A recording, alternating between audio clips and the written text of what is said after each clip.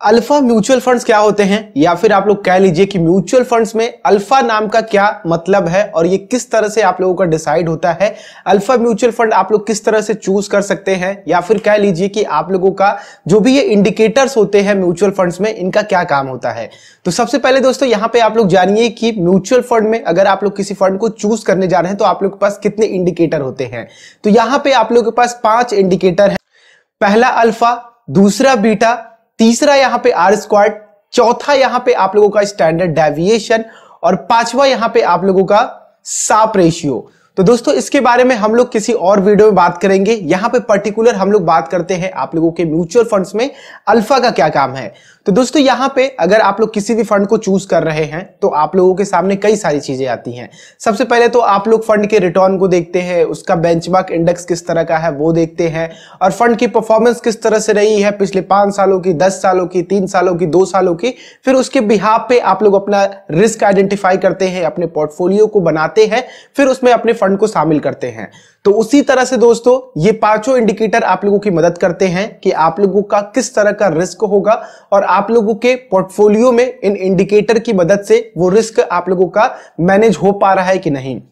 तो अल्फा यहां पे दोस्तों आप लोगों का रिस्क किस तरह से मैनेज करता है। सबसे पहले तो मैं आप लोगों को बता दूं कि अल्फा जितना ज्यादा हो आप लोगों के फंड का, उतना अच्छा होगा आप लोगों के फंड के लिए और उतना अच्छा आप लोग वहां से रिटर्न निकाल सकेंगे। वो कैसे दोस्तों, क्योंकि आप लोगों का जो भी ये अल्फा होता है, अल्फा म्यूचुअल फंड कह लीजिए आप लोग या फिर अल्फा इंडिकेटर कह लीजिए, ये आप लोगों का जो भी फंड होता है, जो भी फंड पोर्टफोलियो का मैनेजर होता है, आप लोगों ने जिस फंड को चूज किया है उस फंड का जो मैनेजर होता है, वो आप लोगों के रिस्क बेसिस पे, यानी कि जिस तरह का फंड है, स्मॉल है, मिड है, लार्ज है, मल्टी है, तो उस तरह से वो आप लोगों के फंड के पोर्टफोलियो में थोड़े बहुत बदलाव करता है, उसके इंडेक्सेस में बदलाव करता है। तो ये कुल डिपेंड करता है आप लोगों का जो अल्फा फंड होता है, अल्फा म्यूचुअल फंड होता है, वो आप लोगों के इंडेक्स पे डिपेंड करता है, यानी कि जो भी आप लोगों का बेंचमार्क इंडेक्स बनाया गया है उस फंड का, उस पे डिपेंड करता है। जैसे कि दोस्तों यहां पे अगर आप लोग इसको समझेंगे थोड़ा सा डिटेल में, आप लोग इसको समझ लीजिए जिससे कि आप लोग कभी दिक्कत ना हो। किसी भी फंड का फंड मैनेजर उस फंड के पोर्टफोलियो में जिस भी तरह का बदलाव करता है, फंड का पोर्टफोलियो मतलब कि आपने जो फंड चूज किया है, आप लोगों के फंड मैनेजर ने कहां कहां पे इन्वेस्ट कर रखा है, किन स्टॉक्स में निवेश कर रखा है, किन बॉन्ड्स में निवेश रखा है, किस तरह की सिक्योरिटी में निवेश कर रखा है, उसके रिटर्न को दोस्तों आप लोगों के एक इंडेक्स से तुलना करता है अल्फा, जो आप लोगों का निकल करके आता है। जो भी आप लोगों के उस फंड का बेंचमार्क इंडेक्स डिसाइड किया गया है उससे वो तुलना करता है। अब जो बेंचमार्क इंडेक्स पे आप लोगों का रिटर्न निकल करके आता है, अब उसी पे आप लोगों के जो एक्सेस रिटर्न होते हैं, यानी कि जैसे कि मैं मान लेता हूं किसी फंड का बेंचमार्क इंडेक्स 15% है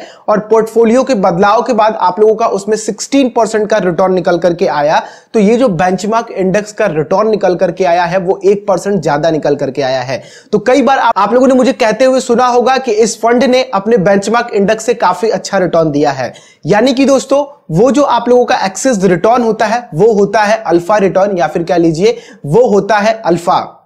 अब दोस्तों इसको थोड़ा एक एग्जांपल के तौर पे समझिए। जैसे कि अगर आप लोगों का किसी भी फंड का अल्फा 1 दिखा रहा है, +1 दिखा रहा है, तो उसका मतलब यह है कि उसने अपने बेंचमार्क इंडेक्स से +1% का ज्यादा रिटर्न दिया है। वहीं पे अगर किसी फंड का अल्फा -1 दिखा रहा है या फिर -1 पॉइंट दिखा रहा है, तो आप लोग समझिए कि उस फंड का रिटर्न जो है वो इंडेक्स पॉइंट से -1% नीचे रहा है। यही दोस्तों मैं आप लोगों को शुरुआत में बोला था कि आप लोगों का फंड का अल्फा पॉइंट जितना ज्यादा होगा उतना आप लोगों के लिए अच्छा होगा। वो फंड आप लोगों को फ्यूचर में उतनी अच्छी परफॉर्मेंस देगी, उतनी अच्छी रिटर्न देगी, उतनी अच्छी सिक्योरिटी देगी, जिससे कि आप लोग उस फंड पे फेथ कर सकते हैं, उस फंड के पोर्टफोलियो पे फेथ कर सकते हैं, उस फंड के बेंचमार्क इंडेक्स पे फेथ कर सकते हैं। तो यही होता है दोस्तों अल्फा का काम, और इसी के रिगार्डिंग आप लोग अपने फंड को चूज कर सकते हैं और अपने पोर्टफोलियो को मैनेज कर सकते हैं और अपने रिटर्न को मैनेज कर सकते हैं। अगर आप लोगों को कोई क्वेश्चन आ रहा हो तो नीचे कमेंट बॉक्स में छोड़ दीजिएगा, या फिर आप लोग मुझे सोशल मीडिया पे भी फॉलो कर सकते हैं। नीचे वीडियो के डिस्क्रिप्शन में उसके लिंक है, आइए आप लोग फॉलो कीजिए, हमसे जुड़िए। बाकी दोस्तों इस वीडियो ने किसी तरह से आप लोगों की हेल्प करी हो, दूसरों के साथ शेयर करके उनको जरूर समझाएं। वीडियो पसंद आई हो लाइक करें, और चैनल पे नए आए हैं इसी तरह की वीडियोस के साथ जुड़े रहना चाहते हैं तो चैनल को भी सब्सक्राइब करें और बेल आइकन को क्लिक करें, क्योंकि मैं आने वाले वीडियोस में आप लोगों को ये जो भी इंडेक्सेस हैं या फिर जो भी आप लोगों के बेंचमार्क है, जो भी आप लोगों के इंडिकेटर्स है बीटा या फिर आप लोगों का आर स्क्वायर्ड या फिर किसी भी तरह के जो भी 5 इंडिकेटर्स हैं उनको मैं आप लोगों को आगे समझाऊंगा। तो चैनल को अभी सब्सक्राइब करके बेल आइकन को भी क्लिक कर लीजिए। चलिए हम लोग नेक्स्ट वीडियो मिलते हैं, तब तक के लिए आप लोगों का दिन शुभ हो। जय हिंद।